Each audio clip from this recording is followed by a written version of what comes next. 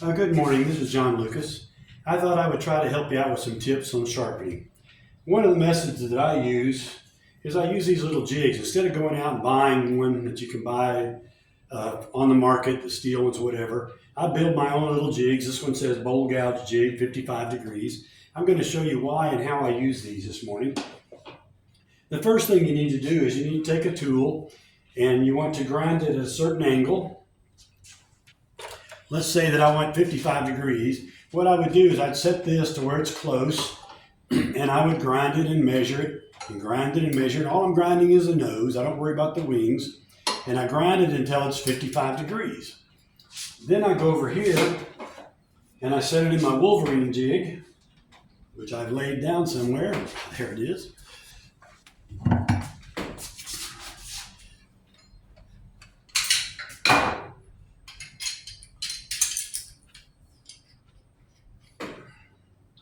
And I set the depth. I have this little stop. I drill a hole in it to 2 1/4 inches, it says on there, and there's a penny in the bottom so it doesn't wear out. And that sets this consistently. That's one of the critical factors, is to have this distance the same exactly every single time. Then what I do is I'll adjust my V-arm until this 55-degree angle matches exactly. Once I get that set, I'll simply build myself a jig. And the way I do that is I take a piece of plywood and I set it on here and I draw a pencil line. That gives me an arc, and then I cut away part of that arc so only these 2 points touch the wheel. And then I'll cut that out using a jigsaw or scroll saw, whatever you've got handy. And that sits in there. And now this is repeatable to 55 degrees every single time. It doesn't matter whose grinder I'm using or what kind of stones are on here. It sets it every single time to that angle.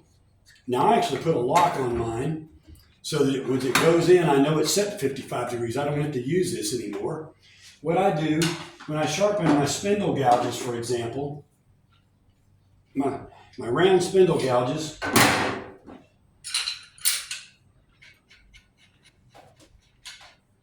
and again, I put this same angle on there. Now what I do is I would simply slide the tool forward until it gives me 35 degrees. And then I can make a little block. I put a magnet on mine, sits in there. What that does is moves my V-arm forward so I get a 55-degree grind. So without ever having to adjust this, I get extremely repeatable grinds every single time. 35 degrees, I've got one for 40 degrees. I've got this 35-degree one. This gives me consistency here. Now to get consistency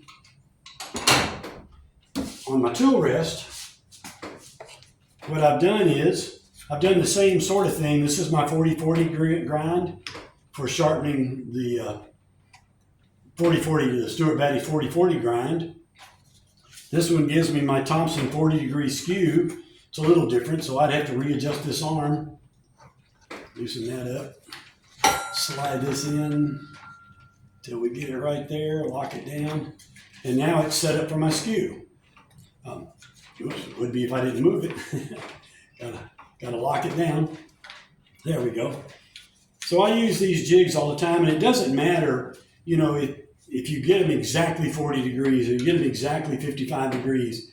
The only thing that matters is repeatability. If I'm off 3 or 4 or 5 degrees, it's going to give me virtually the same cut. The idea is to be able to go from here back to my wood and know my tools ground exactly the same, so it works exactly the same every single time. So I hope that helps y'all. You can make a set of these very easily and very inexpensively. It doesn't have to be plywood. It can be whatever you've got, that's even a good piece of cardboard, because you're not going to grind. You're simply going to set it in there and make these 2 points touch, and you've got the consistent angle. So I hope that helps everybody.